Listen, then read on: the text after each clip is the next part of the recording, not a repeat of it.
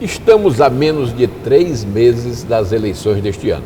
Em pleitos passados, por esta época, as convenções partidárias para a escolha de candidatos já teriam se realizado e os escolhidos já estariam pedindo o voto ao eleitorado nas ruas.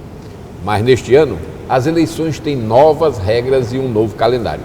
As convenções só iniciam no dia 20 deste mês e podem ser realizadas até 5 de agosto. O Mesa Redonda está no ar.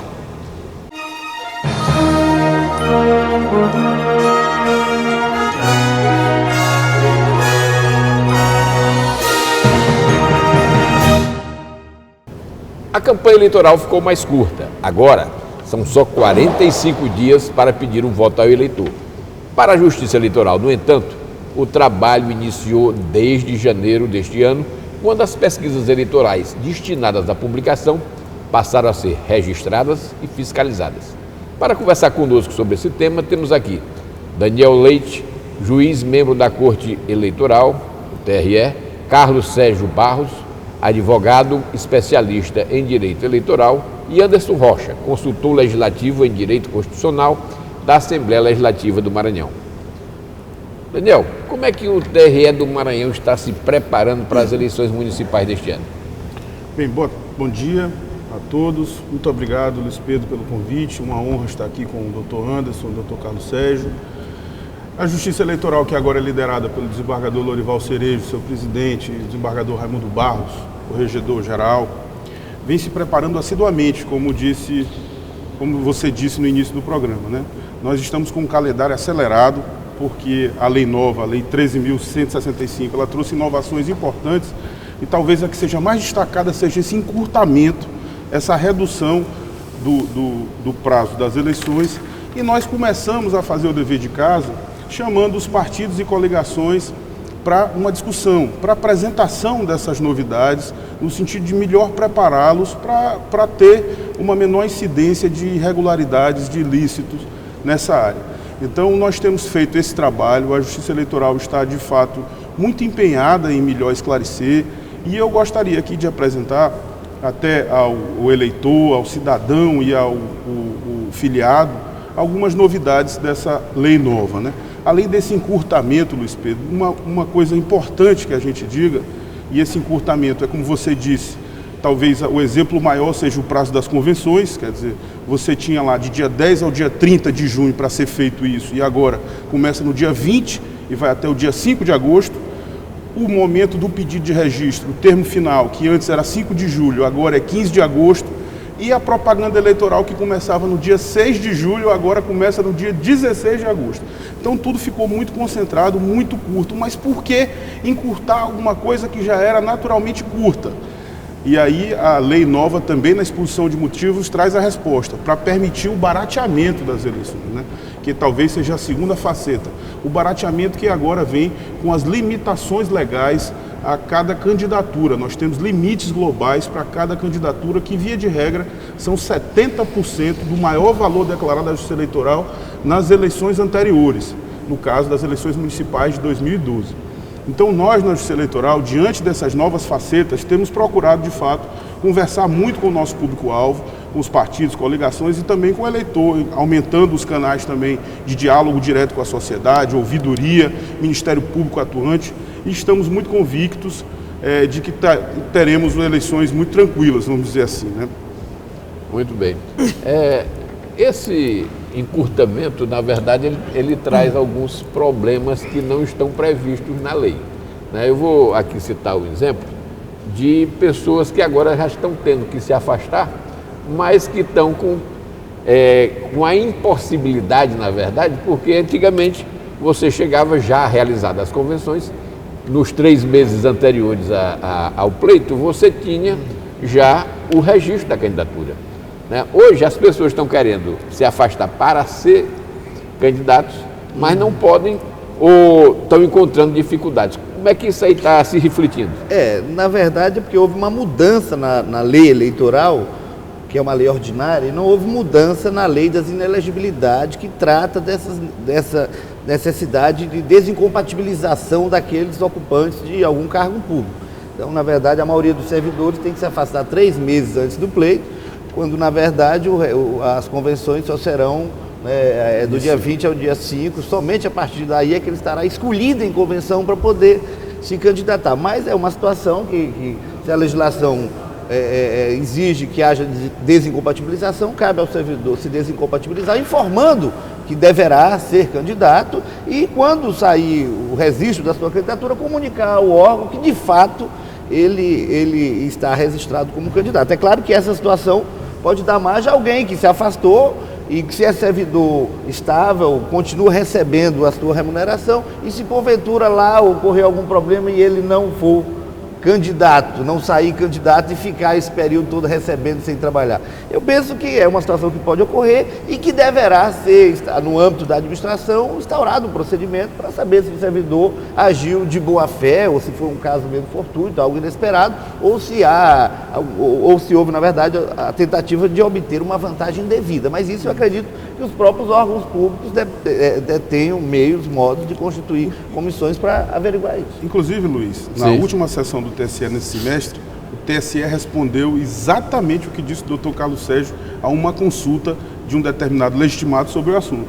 O TSE diz que, independente da licença de que alude algum artigo da Lei Complementar 6490, que fala que o servidor tem que se afastar, o servidor efetivo, via de regra, e o comissionado, no mínimo 3 meses antes do pleito, ele teria que se descompatibilizar para cumprir esse prazo, mesmo que o período de convenções fosse posterior a essa data. É justamente isso que o Dr. Carlos Sérgio disse, o TSE não deixou em branco e respondeu uma consulta nesse sentido para que todos tivessem de antemão a certeza do dever de descompatibilizar-se, independentemente da remuneração que fariam jus no caso da licença. Certo. Agora, em relação às administrações, aí é que eu gostaria de saber.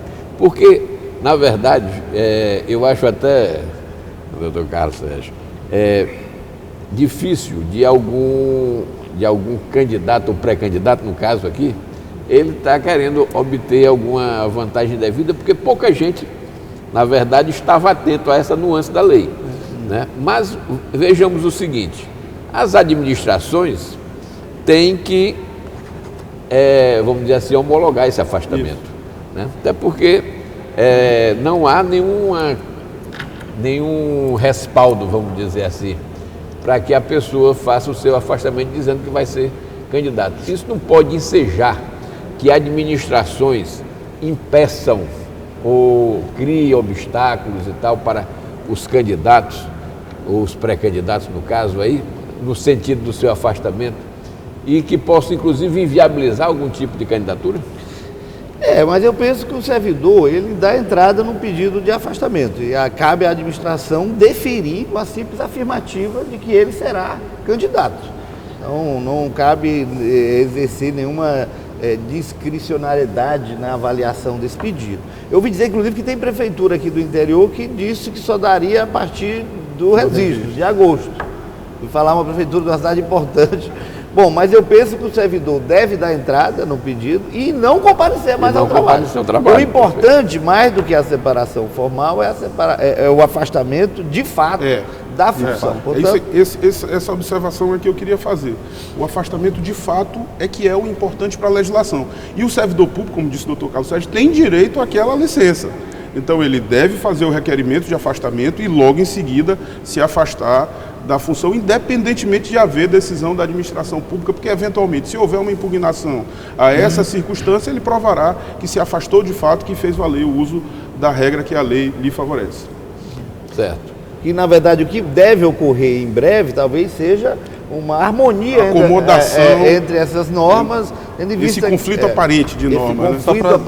Para deixar claro, muitos servidores questionam porque no estatuto próprio municipal, estadual, no caso, ou federal, se o servidor sair também, se federal não tem problema, ele lá consta que a partir da data do registro, e muitas administrações estão se vinculando a isso, mas como bem respondido e como destacado pela consulta feita lá no TSE, o servidor, na lei de inelegibilidade, ele tem esse direito garantido, escrito expressamente, que ele tem que sair 3 meses e será remunerado por isso. E com base nesse dispositivo da lei de inelegibilidade, ele fundamentou, que já passou o prazo, o pedido dele para poder se candidatar. E mesmo porque a lei das inelegibilidades é uma lei complementar, uma lei hierarquicamente superior à lei, à própria lei das eleições, né? Agora, há uma outra questão acerca disso, que é os servidores efetivos conquissados e os contratados. Sim. Muitos órgãos públicos têm servidores contratados. Eu entendo que o contratado, ao se desligar, não recebe sua remuneração. Os servidores que são contratados, são prestadores de serviço, eles recebem pela força de trabalho empreendida. Na medida que, por um motivo ou outro, ele se afasta, ele se desligaria daquele órgão, podendo até ser contratado em outra ocasião, mas não sei se essa é a opinião dos senhores. Eu entendo que são os concursados, os efetivos, os servidores permanentes do quadro que têm direito, fazem jus a esse benefício. Mas mesmo, vamos dizer assim, dentro daqueles que são estáveis, que são de carreira, que são concursados, você tem problemas que eu também já chegaram até a mim em relação a isso. Por exemplo, a pessoa quisesse uma função gratificada, né? Então, vai entrar agora na licença, no afastamento, né? Como é que fica essa situação?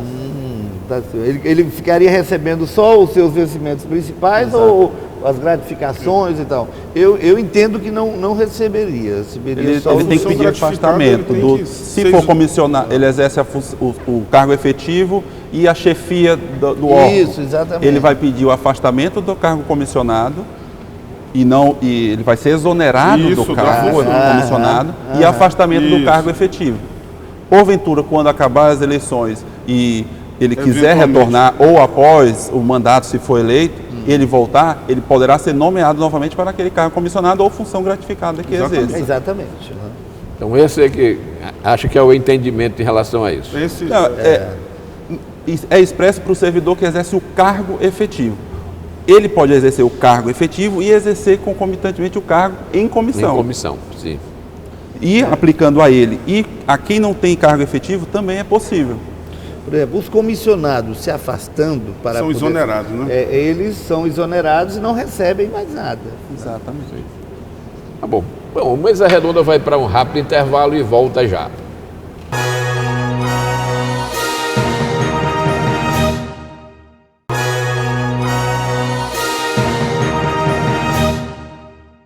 Os candidatos a prefeito e a vereador que concorrerão este ano estão enfrentando regras totalmente novas.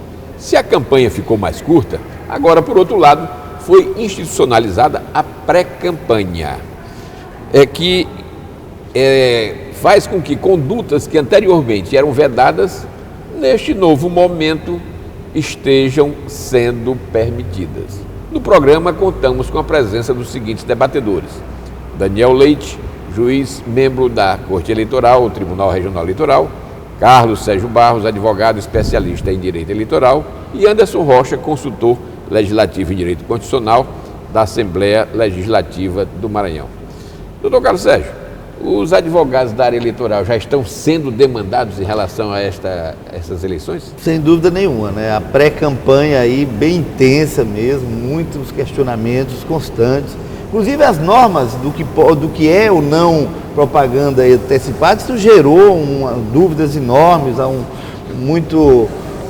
campo aí bastante ainda em elaboração, controverso, né? Porque se entende que você pode fazer muitas coisas, você não pode fazer um pedido explícito de voto, né? Mas pode fazer reuniões, pode discutir políticas públicas, pode fazer promoção pessoal, você ressaltar suas qualidades pessoais. O que eu tenho orientado é que faça, mas sempre com certa prudência, com certa razoabilidade, nada de coisa muito ostensiva. E os advogados estão sim já participando, as demandas são muitas, as dúvidas são muitas. O Brasil vive toda essa situação política bastante complexa. Hoje, alguém se candidatar é um desafio. Nosso escritório, inclusive, está produzindo um material eleitoral que devemos divulgar na próxima semana, e eu coordenei o material e fiz a apresentação. E aí, lá na apresentação, eu teço comentários sobre essa situação política do Brasil, e os advogados que trabalham comigo dizem: não, tá ótimo, Carlos Sérgio, agora quem lê a tua apresentação não vai se candidatar. Não vai se candidatar porque a situação do Brasil hoje é muito difícil, política, as candidaturas hoje. Quem se candidatar está se expondo muito, é um compromisso, é um risco pessoal, profissional, financeiro. Ainda mais prefeito do interior, que o risco de ser preso é muito grande e a pessoa tem que pensar muito sobre como fazer essa política. Na verdade, nós estamos vendo aí algumas práticas, algumas tomadas de posição que a gente não vê. Por exemplo, eu tenho conhecimento de pelo menos 3 ou 4 candidatos, 3 ou 4 prefeitos que têm direito à reeleição e que não vão ser candidatos. Eu acho que dentro dessa... Exatamente. Agora, nesse aspecto da propaganda eleitoral antecipada, eu acho que é importante que a gente destaque o contexto da lei, né? Como a gente conversou no bloco anterior, a lei agora encurtou por demasia o prazo da eleição, o prazo do processo eleitoral e, sobretudo, da propaganda eleitoral. E isso causa o que como reflexo? Um certo engessamento. Com menos prazo é muito mais difícil ter candidaturas, ter nomes novos que se apresentem mais, que consigam divulgar ao eleitorado sua plataforma, seu programa de governo, a sua biografia, aquilo que pensam, para que a sociedade possa ter um amadurecimento nesse momento da escolha. Então, por conta desse encurtamento, o legislador quase que foi obrigado a compensar isso, permitindo que a campanha iniciasse no momento anterior, a pré-campanha iniciasse no momento anterior. E embora haja muita controvérsia, como disse o Dr. Carlos Sérgio, começa-se a ter um certo consenso em relação a alguns aspectos. Por exemplo, aquilo que não é permitido na propaganda eleitoral, por certo, não há de ser permitido em relação à pré-campanha. As formas de financiamento em relação à propaganda eleitoral estrito sensu, também, por certo, não poderão ser se vedadas no momento crítico, não poderão ser feitas no momento antecipado. E eu queria destacar a questão da propaganda eleitoral antecipada, aquilo que está contido no artigo 36A da Lei 9.504, a inovação que foi trazida, é o fomento à cultura partidária. Se nós pegarmos o preceito, todos os incisos, praticamente todos os incisos dessa regra, eles falarão que os eventos terão que ser ou custeados, ou às expensas, ou realizados pelos partidos políticos. Isso é muito salutar, porque traz uma cultura partidária que, infelizmente, nós não temos. Então, hoje, dificilmente os partidos movimentam recursos na pré-campanha, né? Então, isso agora, os advogados eleitoralistas estão indicando, olha, deposita dinheiro na conta do partido, o partido é que tem que pagar essa reunião e tal, porque já pode haver um questionamento aí de algum tipo de abuso, pode ser considerado abuso do poder econômico. Agora, quem pode doar para o partido? Estaria sujeito às doações para os gastos na pré-campanha, às limitações da campanha? Todos aqueles, além do fundo partidário, todas aquelas pessoas naturais e aqueles mesmos limites que nós conhecemos em relação. Não pode pessoa jurídica mais, né? Agora, uma coisa interessante no aspecto dessa pré-campanha, e que o TSE disse, o TSE não concluiu o julgamento, mas a ministra Rosa Weber, não sei se os senhores tiveram a oportunidade, na última sessão do TSE, ela deu um voto dizendo o seguinte: o candidato não pode realizar gastos pessoais nessa pré-campanha. Todos os gastos teriam de ser suportados pelos partidos políticos. É uma tese que me parece que não está pronta ainda, tanto não está pronta que o ministro Gilmar depois levou à conclusão que era melhor não responder à consulta, porque ela abriria tantas possibilidades de exceções que talvez não fosse o caso de colocar um ponto final sobre essa discussão. Mas o fato é que esse gasto de campanha, como disse o Dr. Carlos Sérgio, disse muito bem, ele tem que ser visto com grande salles, tem que ser visto com muita reserva e sempre pelos partidos políticos, porque a gente sabe que a Justiça Eleitoral, o Tribunal Superior Eleitoral, já teve a oportunidade de afirmar que esses fatos pré-campanha, esses fatos anteriores ao registro, eles podem sim ser levados em consideração pela Justiça Eleitoral no caso de abuso de poder econômico, uso indevido dos meios de comunicação social e, eventualmente, outras mazelas que contaminam, vamos dizer assim, a normalidade e legitimidade da eleição. Então, essa advertência do gasto público pré-eleitoral, ela é muito importante aos partidos e candidatos. Muito bem. E quanto essa questão aí, doutor Carlos Sérgio, o senhor falou, e eu fiquei aqui imaginando, né? Quais são aí, o que é que o senhor colocou que, vamos dizer assim, apavora tanto aos pretensos candidatos? Olha, hoje em dia, você para se candidatar, é uma renúncia à sua família, é um comprometimento profissional. O Brasil, ele tem que pensar melhor nós temos uma grande, talvez a maior crise da República, da representatividade dos eleitos. Os eleitos estão distantes e distanciados dos eleitores. Você participa de uma campanha muito empolgada e quando dá instantes após a posse, o eleitor já não conhece o eleito, já cobra. Então, por que isso ocorre? Por que o Brasil, todos nós achamos que os políticos praticam ilícitos? Por que os políticos todos praticam ilícitos? Quer dizer que amanhã eu, você, fomos eleitos, vamos praticar ilícitos também? Então, o que está havendo com o Brasil? O Brasil tem que discutir isso a fundo. Como é feita essa campanha? Como é que eu sou um profissional, deixo a minha atividade profissional para me candidatar? E eu vou ficar ali um período curto de tempo. Depois eu tenho que retornar para a minha atividade. Então, isso já é um desgaste enorme, é um custo enorme. O que se cobra do candidato, que ele seja simpático, que ele conheça políticas públicas, que ele entenda da realidade da sua cidade, que ele se relacione bem, que se comunique bem, se expresse bem. Ou seja, são muitas as exigências para um candidato.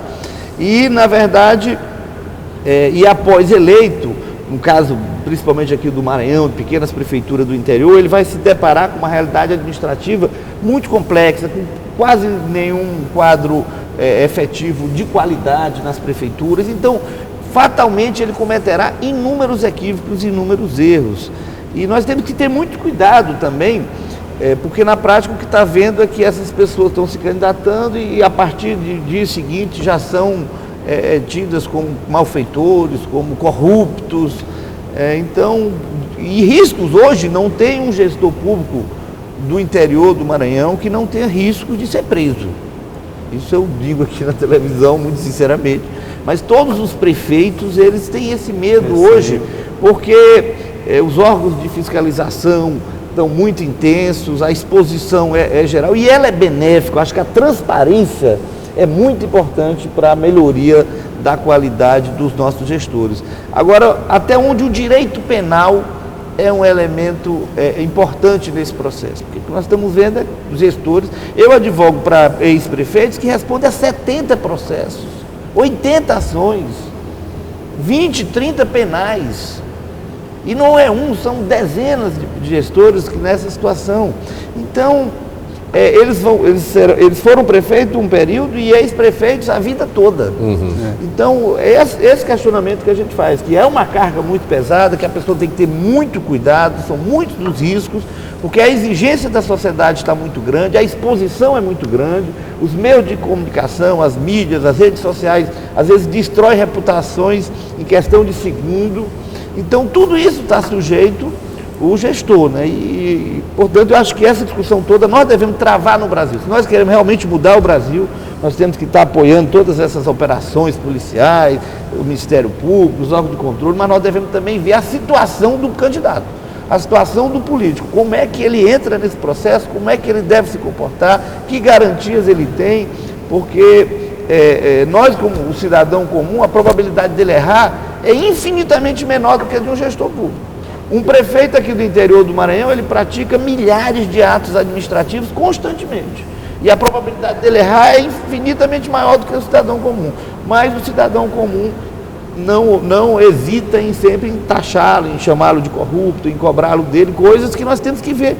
Se a maioria dos políticos estão se comportando assim, talvez nós devemos ter essa discussão, aprofundar essa discussão para que não estejamos exigindo algo que ninguém é capaz de fazer melhor. Há um sentimento, Luiz Pedro, Carlos Sérgio e Anderson, há um sentimento que inclusive foi acolhido pelo Judiciário, quando julgou a ADIM, o Supremo Tribunal Federal julgou a ADIM 4650, promovida pela OAB, que discute o financiamento privado de pessoas jurídicas, né? Qual é esse sentimento? E que, inclusive, motivou o Supremo Tribunal Federal a declarar a inconstitucionalidade desse tipo de doação. Qual é o sentimento? O sentimento que a Justiça teve em relação ao julgamento desse processo é o seguinte: o cidadão tem a liberdade de expressão. Eu posso me expressar, me exprimir da forma como eu entender por bem, inclusive em apoio a convicções políticas, a plataformas, a candidaturas, a coligações. E posso doar meu patrimônio para exprimir essa minha convicção política. Mas a empresa não tem isso. A empresa, quando faz uma doação, portanto, ela está distanciada disso. Na verdade, no mais das vezes, foi isso que concluiu o Supremo Tribunal Federal, essa doação serve como uma verdadeira estratégia para se aproximar dos núcleos políticos de poder em acordos futuros não republicanos de pagamento, inclusive, dessas doações. Então, isso que o doutor Carlos Sérgio colocou, essa dificuldade, muitas vezes, que os candidatos têm no exercício do poder, decorre dessa própria forma de financiamento que, às vezes, e agora em boa hora o Supremo declarou inconstitucional, que acorrenta ele de tomar decisões imparciais, legítimas, em prol da coletividade, porque tem compromissos de campanha que foram, vamos dizer, inobservados. Além disso, eu acho que chegou a hora, talvez, um momento da gente discutir a responsabilidade política dos eleitos, né? Nós temos um sistema de responsabilidade civil, responsabilidade administrativa, responsabilidade penal, mas o eleito não tem compromisso com o próprio plano de governo que apresenta a Justiça Eleitoral no ato do seu registro de candidatura. Talvez fosse a hora de impor sanções no caso de descumprimento desse plano de governo. O recall, por exemplo, ouvir a população depois de determinado tempo de exercício do mandato sobre o que ela acha que o gestor tem feito para cumprir as promessas que se obrigou durante a campanha. Então, são formas que eu acho que a sociedade tem que começar a discutir para, de fato, melhor ter uma representação à sua altura, vamos dizer assim, né? Eu acho que essas considerações que o Carlos Sérgio fez são importantes, mas a gente precisa ter convicção que é possível superá-las e talvez essas sejam algumas soluções que possam iniciar um debate sobre essa situação. Você ia falar? Na verdade, eu quando comecei a advogar no eleitoral, eu sempre estimulava muito as demandas eleitorais. Hoje nós estamos num outro momento em que eu acho que o direito eleitoral, a justiça eleitoral, o poder judiciário já se tornou tão preponderante na vida política do país que eu já penso que nós devamos voltar a colocar também mais no centro da sociedade os eleitos pelo povo, né? Agora, eu creio que essa mudança de normas aí, que eu acredito que muitas delas, inclusive, sejam bem-vindas, mas nós vamos ter um processo de judicialização grande agora dessas eleições, né? Maior do que talvez nas anteriores. Tem fatos que podem estimular, aumentar as demandas, outros, no caso, por exemplo, do segundo colocado, em nenhuma hipótese assumir o mandato, isso é um estímulo extraordinário às impugnações, né? A lei nova também trouxe essa novidade que o doutor Carlos Sérgio colocou. Agora, nas eleições majoritárias, havendo cassação de registro, mandato ou diploma, o segundo colocado não mais assume. Isso também penso que é uma coisa importante.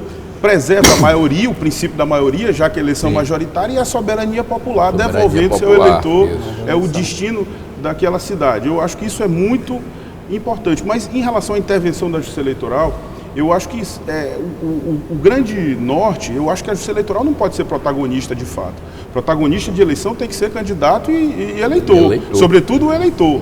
Mas a intervenção da Justiça Eleitoral, ela se justifica quando houver gravidade, quando houver algum elemento estranho à vontade do eleitor que possa contaminar a normalidade e legitimidade da eleição. A intervenção só se justifica quando houver uma gravidade tal que de fato possa tisnar a gravidade, a normalidade e a legitimidade do pleito. Mas será se o direito eleitoral avançou muito nos últimos anos? Mas será se nós não estamos tutelando demais o eleitor? O eleitor? Será que o eleitor ainda é tão ingênuo? O eleitor é quase um incapaz, onde o candidato é que é sempre o lobo mau e o eleitor é chapeuzinho vermelho? Quer dizer, será se não deve ser repensado isso também? A lei já tem, por exemplo, o artigo 299, que trata da corrupção eleitoral, e que é o crime da compra de votos. Você tem a figura na lei das eleições, que é o artigo 41A, e tem no 299 do Código Eleitoral, que é o crime correlato, comprar votos. Ela trabalha tanto a figura do candidato que corrompe, como do eleitor que vende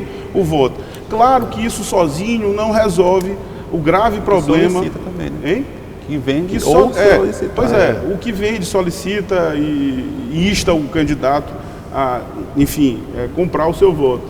Mas eu acho que essa é uma discussão que é muito frutífera, né? Dá espaço a muitas soluções, e é um pouco subjetiva, né? Qual é a grande mazela? Seria a tutela excessiva do eleitor, a falta de tutela, a falta de aparato do Estado para fiscalizar o processo eleitoral, a falta de engajamento da sociedade civil para fiscalizar as condutas dos seus candidatos também. E aí eu vejo que essa coisa da prestação de contas, agora, a transparência dessa prestação de contas vem em boa hora. Agora, eu não sei se os candidatos, se é importante que os candidatos saibam, agora os candidatos, se receberem recursos financeiros de doação, eles são obrigados a, até em 72 horas, divulgar na rede mundial de computadores, no site da Justiça Eleitoral, o valor daquela doação, o CPF de quem doou e o nome de quem doou. Sim. Ou seja, a sociedade terá amplo controle social do financiamento daquelas candidaturas de sua preferência. Então eu acho que isso vem em boa hora também. E no dia 15 de setembro vai divulgado a prestação de contas parcial, constando todos os recursos arrecadados, todas as despesas, com identificação de todos os fornecedores, os que prestaram o serviço e os doadores. Tudo bem, o Mesa Redonda vai para um rápido intervalo e volta com o último bloco de discussões.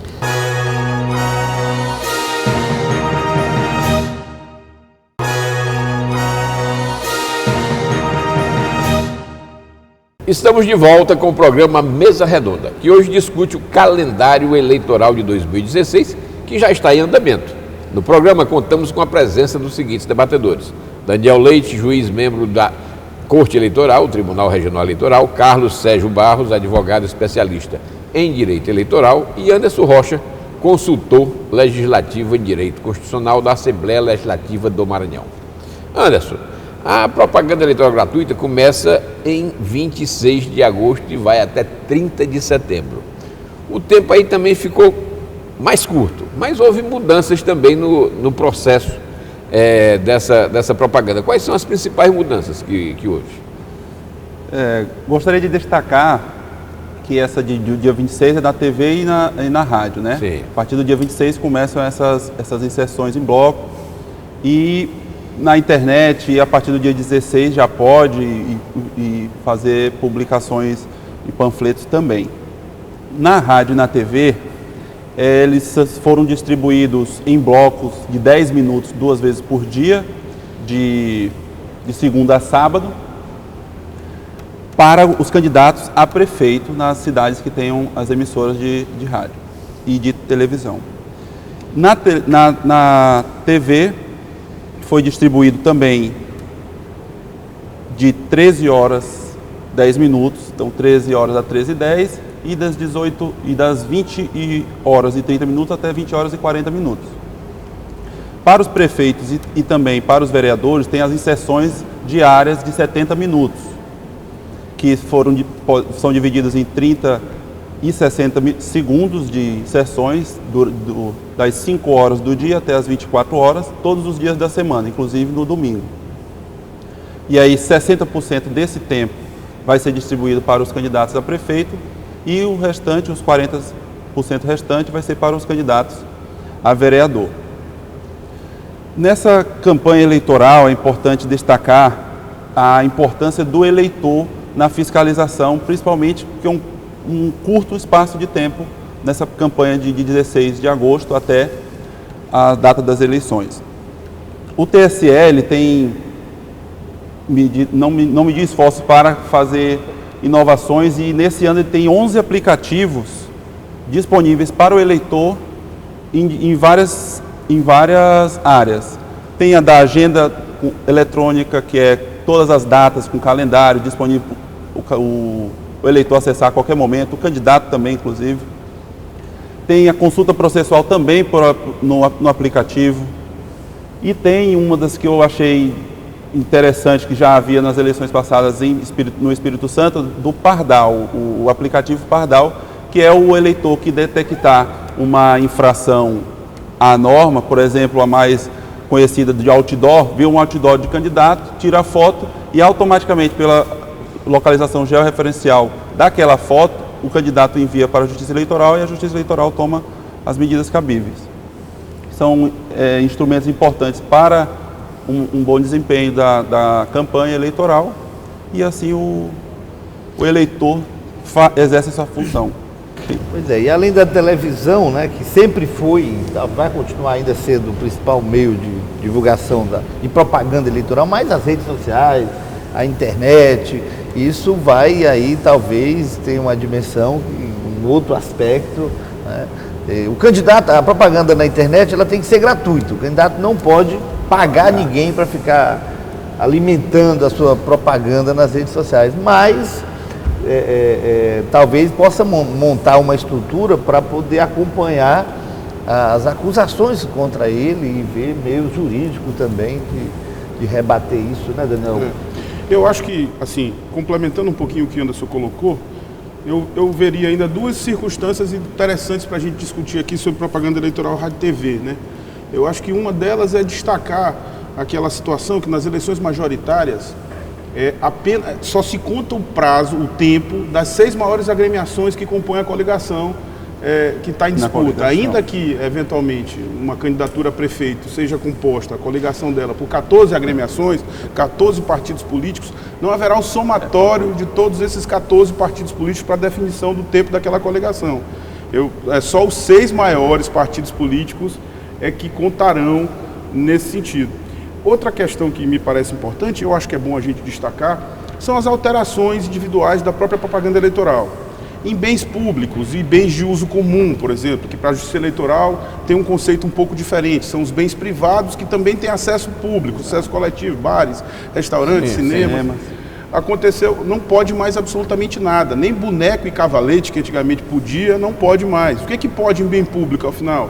Só pode aquelas mesas volantes, aquelas mesas para entregar material de propaganda, desde que você possa tirá-las ao final do dia, elas sejam, portanto, retráteis, e as bandeiras, os bandeiraços também podem aos longos das vias, desde que não prejudiquem um bom trânsito de pedestre e de veículos.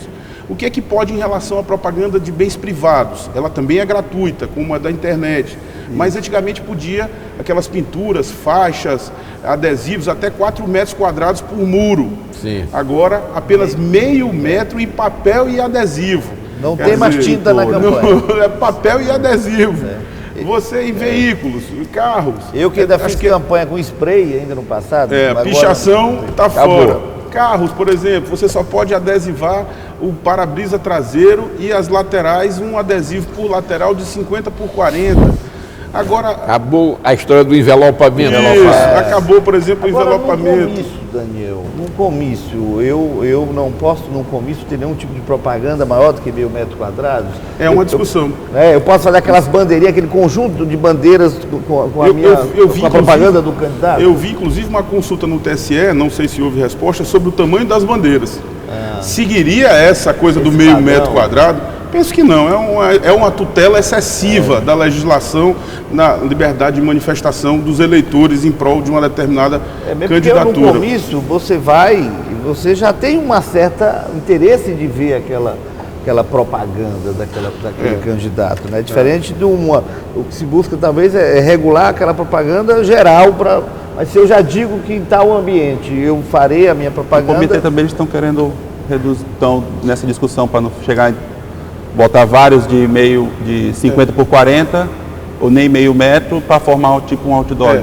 Por exemplo, isso é importante. O que importa para a Justiça Eleitoral, assim como o afastamento de fato que nós falamos no início, é o efeito visual. Quer dizer, você pode ter cada um daqueles adesivos com o tamanho certo, mas se você quiser emprestar um efeito visual único que supere aquele tamanho, a Justiça Eleitoral vai lhe apenar. Por exemplo, para o eleitor entender aqui, meu nome é Daniel. Cada adesivo, se eu fizer um D de 50 por 40, um A de 50 por 40, um N de 50 por 40, quer dizer, sendo criativo, se eu tiver um efeito visual que supere o tamanho máximo tolerado pela Justiça, eu posso render e seja uma penalidade a uma propaganda. Mas na minha casa eu não posso colocar o cartaz maior do que meio metro quadrado? Segundo a lei, não. Só se for lá no quarto, lá dentro da área geral. Mas o efeito visual que na área de acesso ao público tem que ser o meu. Agora, claro, mas em cada parede só pode ter um cartaz? Não, também não. Pode botar num canto da parede, num outro canto, desde que não tenha o efeito visual de uma propaganda maior do que 50 por 40. Então, na verdade, aí nós temos muita coisa nova, né? E que ao que me parece, né, vai ensejar essas reclamações aí, e que é importante aqui o que o Anderson está dizendo, que a Justiça Eleitoral está incorporando essas novas tecnologias para poder dar uma resposta mais pronta, mais rápida, né, ao eleitor que está fazendo essa denúncia. Então, eu acho que essas coisas aí vão ajudar também na campanha a coibir determinados abusos.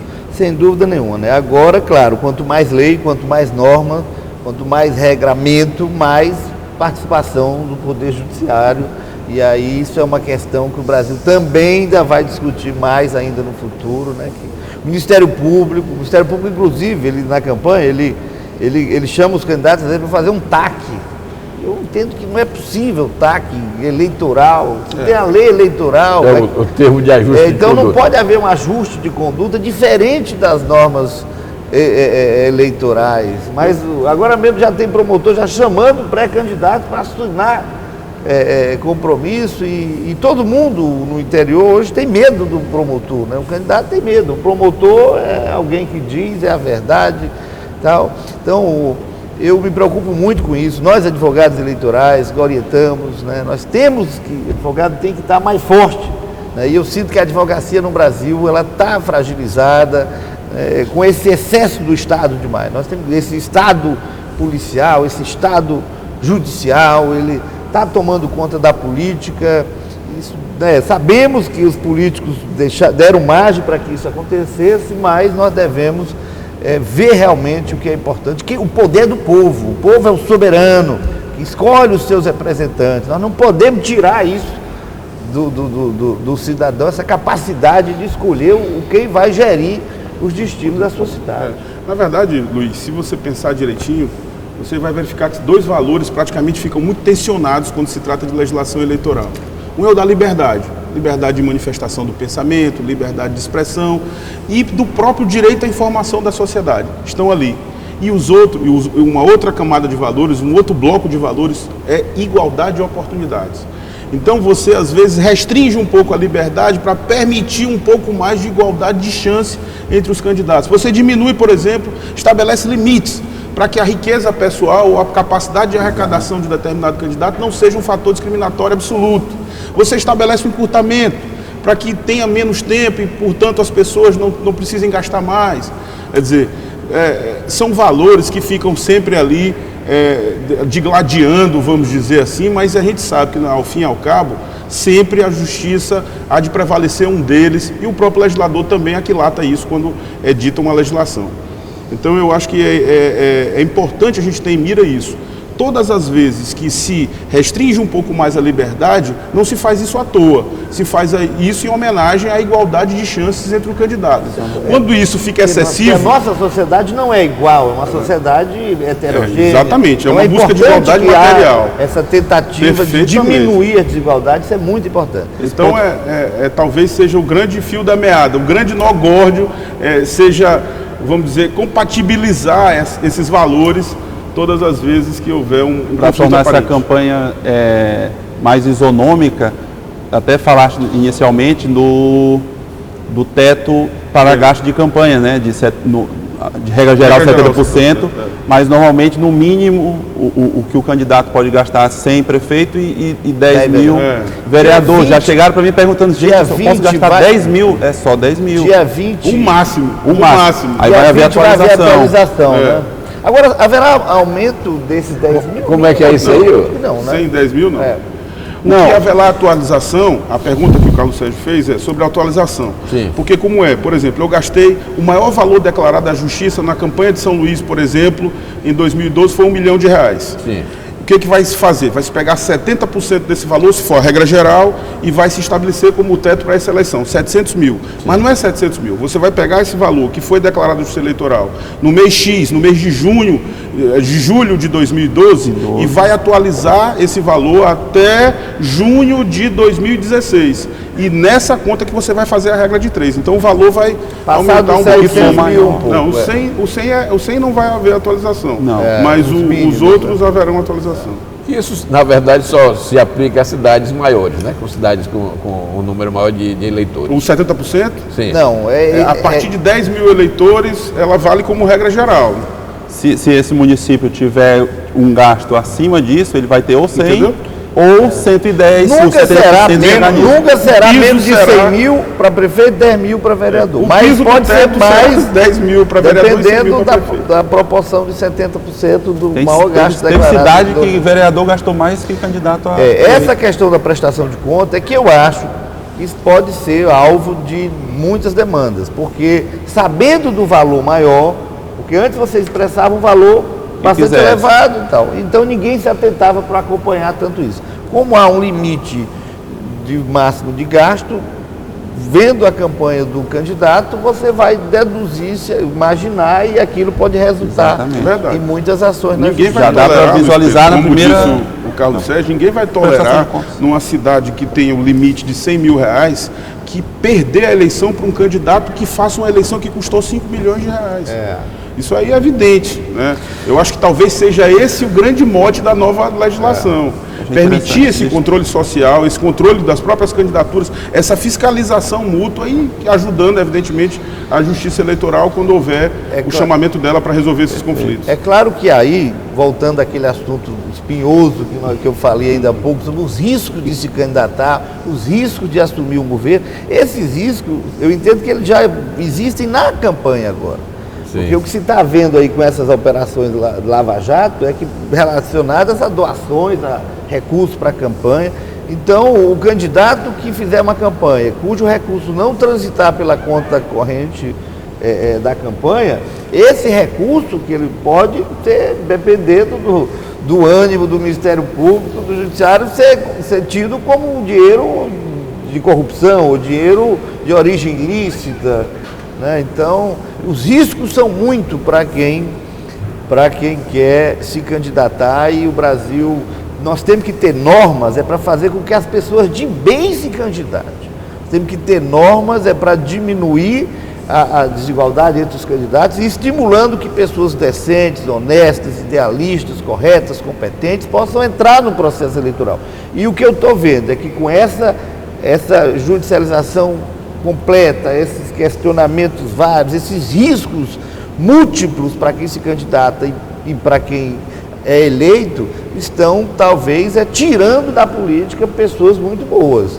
Essa é uma outra discussão que nós podemos um dia voltar aqui para ter esse programa, né, para que as pessoas de bem, que nós tenhamos políticos, né, que o doutor Daniel possa sim se candidatar um dia, sem os riscos de comprometer todo o seu patrimônio financeiro, sua honra, sua moral, e contribuir com a sua cidade, porque do jeito que está a situação está difícil.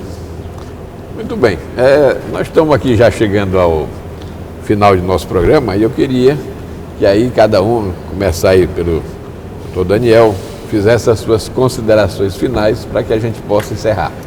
E novamente gostaria de agradecer o convite, né? Foi muito rica essa conversa, eu estou muito feliz e satisfeito de participar, de levar a você em casa a opinião, a imagem da Justiça Eleitoral, reafirmar o compromisso da Justiça Eleitoral com a sociedade maranhense, do Tribunal Regional Eleitoral do Maranhão, dizer lá que o desembargador Lorival Cerejo, o desembargador Raimundo Barros e todos nós da Corte estamos preparados para receber essas demandas, estamos ansiosos para colaborar com uma eleição que seja rígida, que seja igual, que busque ser igual e que não seja tisnada por nenhum vício que contamine a normalidade e legitimidade.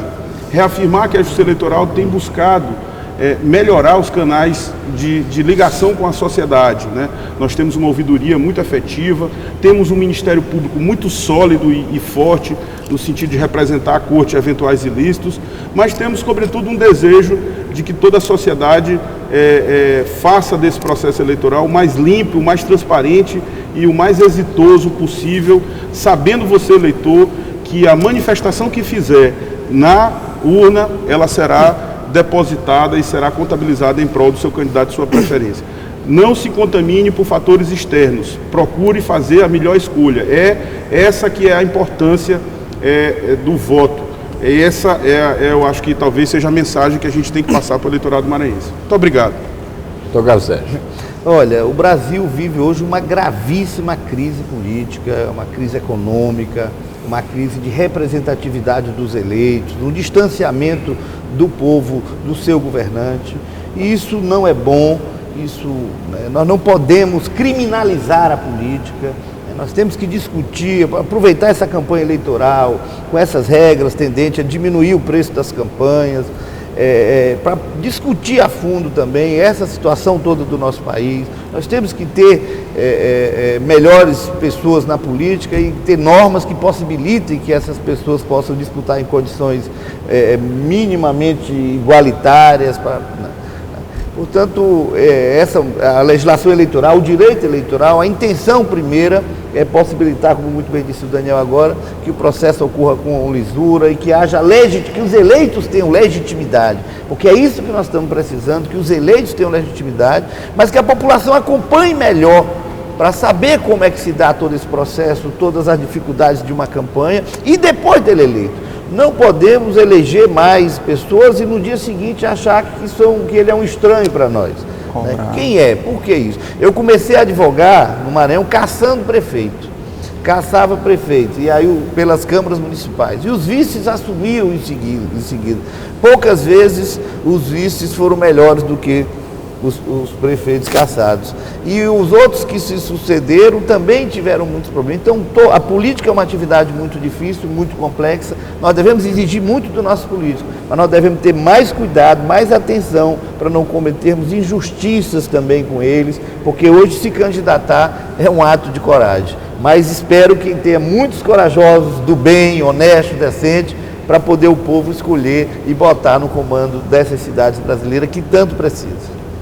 Doutor Anderson. Queria agradecer o convite mais uma vez e direcionar à população maranhense, brasileira como um todo e todos os eleitores que, pegando como gancho a conclusão dos outros que concluíram agora há pouco, que o eleitor busque, o TSE tem páginas voltadas para melhorar a qualidade de entendimento do eleitor, principalmente para vereador. O sistema proporcional não é fácil de entender posteriormente como que foi a escolha do seu candidato. Acesse a página da internet do seu candidato, do partido, veja os programas que tem, está tudo disponível, está com uma facilidade tamanha de tentar entender o que essa pessoa busca e o que ela quer se for eleita no seu município. Então, essa conclusão que gostaria de fazer. Muito bem. E o Mesa Redonda discutiu as mudanças introduzidas no calendário eleitoral com as novas normas em vigor. O programa, que é de domínio público, está disponível no site da Assembleia, al.ma.leg.br, e conta com reprise toda sexta-feira, às 9h30 da manhã. Obrigado por sua companhia e até o próximo programa.